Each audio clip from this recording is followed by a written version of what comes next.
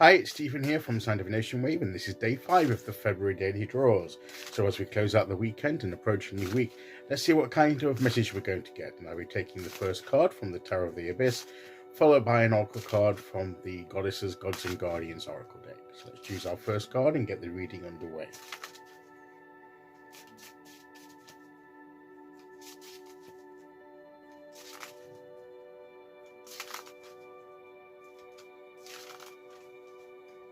Okay, so here we go.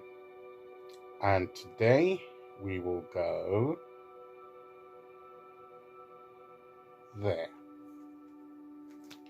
And our card today is the Nine of Swords. So this is like all about, she's having a nightmare. She's asleep. That's a clue. She's asleep. She's having a nightmare. She's got all these images of swords and hands and shadowy figures coming. Everything's coming at her in this thing. It's oppressive. And this could be yesterday we were talking about the Five of Cups, and we were talking about moving away from the past, and focusing on now and moving forward and letting things go, and not that you forget, but you move on and you focus on what's more important to you and what's good for you. Because if you don't have these things, can play on your mind. And it could be that this is about other things on our mind that are keeping us either awake at night or when we do sleep, or giving us nightmares. But in the nightmare, things are surreal and things are. It's just that it's a bad dream. So in essence, this isn't a reality. This isn't a reality. These figures, these hands reaching out for her, are not literal hands reaching out for her. They're part of the nightmare that's in her mind, in her imagination. So they don't exist, but they're manifestations of the real thoughts in her mind. Okay, so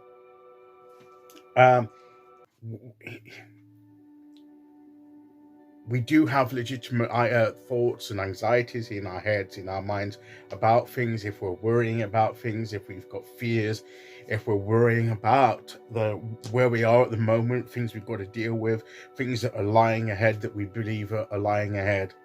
And there's the distinction there between what we imagine could be lying ahead, but it has no substance to it and probably won't happen, and it's just in our imagination.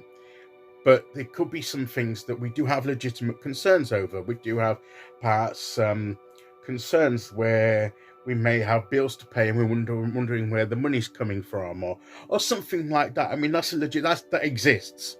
Okay, that's not in your imagination. If you're short of funds and you have things to pay for and you don't have the money, that's a legitimate anxiety and concern. That's real. That's real world, practical stuff. That's not stuff of fantasy and imagination. It may give cause to some nightmares about it that aren't real, but as I say, these can be manifestations of legitimate concerns and worries. And what you may need to do is, but even then, if they're based on legitimate concerns and worries, you have to try and deal with those thoughts in your head, those thoughts in your head. Yes, acknowledge that there may be some things. Okay, first of all, you need to discern what it is that you're feeling and worrying about. Is this something that's got substance to it, or is this just something that we think that may happen, could happen, and we're worrying about the potential of this happening? Or is it something that's a legitimate concern, like if we have a bill to pay, we don't have the money, which is legitimate. It's a legitimate concern. We need to distinguish between the two. If it's the first, we need to try and release that and say, look, there's no basis for that.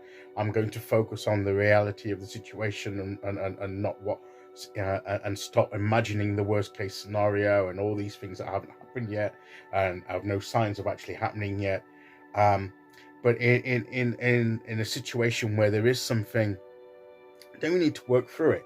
Is there a way we can get some money? Is there something I can sell? Is there some way I can get some income? Is there some work I can do? Is there some work, even can I borrow some money? But just put a caveat on that. That's not necessarily a solution, because that creates more debt. But do you know what I mean?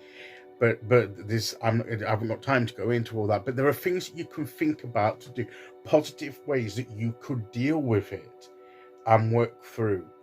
But just letting it fester in your mind will give rise to manifestations of all these nightmares and blowing things out of proportion and causing you anguish, lack of sleep, which will tire you out, which will affect your ability to do something about your situation, because you'll be physically exhausted, mentally exhausted, emotionally anguished and exhausted. And what can you do in that position? So you need to take hold of the situation and say, look, there are things here and there that my mind's blowing out of proportion. There are some things I need to deal with, but I would deal with in a positive way. And then try and get control of these thoughts. Easier said than done. But it may be something that we need to do. And think about practical measures that we can take. And put our trust in the universe that if we do our part, the universe will provide. Okay, very quickly, let's see which god, goddess, or guardian comes to add their little bit of advice today.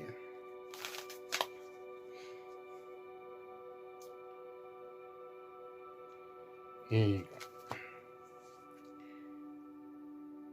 Hathor, one of the Egyptian ones, I think.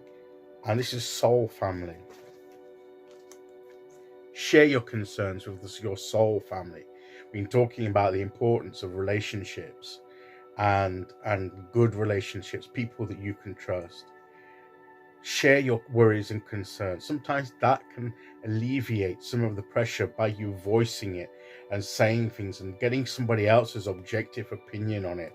So people that you connect with on a soul level, that know you and that you can trust and that you feel secure with, share your concerns and they may help you, give you some energy, send you some energy, and also give you some practical advice. But at least you know that you won't be alone. You're not in this alone. So share it with your soul family, not necessarily your actual family, or if that includes members of that, then fine. But people that you count as your soul family, people that you connect with on a soul level. Share these things. Don't hold them in, because they will manifest into something far greater. Okay, that's today's message. I'll be back tomorrow as we start the new week with day 6. Until then, thank you for listening. Take care, everyone, and I'll see you all again very soon. Okay, bye-bye.